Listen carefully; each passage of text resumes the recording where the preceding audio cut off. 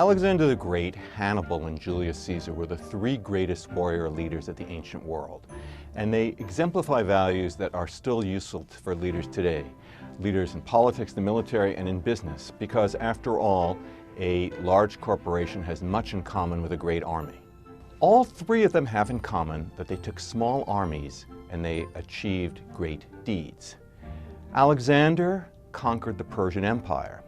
This is an empire that stretched about 3,000 miles from modern-day Turkey and Egypt in the west to modern-day Uzbekistan and Pakistan in the east.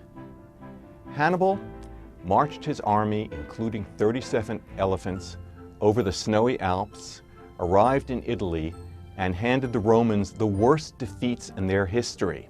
He marched to the gates of Rome. He shook Italy. Half of Italy joined him, and he stayed in Italy for 15 years. And Julius Caesar was the governor of the Roman province of Gaul, and yet he conquered the entire Roman Empire. He took on the legitimate government with its treasury, its army, its navy, and the support of its people, and Caesar conquered them all. These great warriors all shared 5 qualities. First of all, they had the quality of strategy. They had a long-term vision, and they had a plan for implementing it. Secondly, they had a quality of judgment.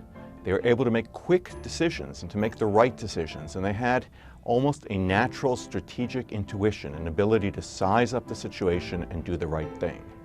Third was the quality of leadership, and this worked on 2 levels. On the one hand, they commanded authority, and yet at the same time they had a common touch which endeared them to ordinary people and allowed them to form bonds with them.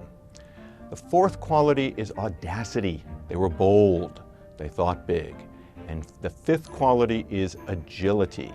They were flexible. They were able to roll with the punches and change as needed.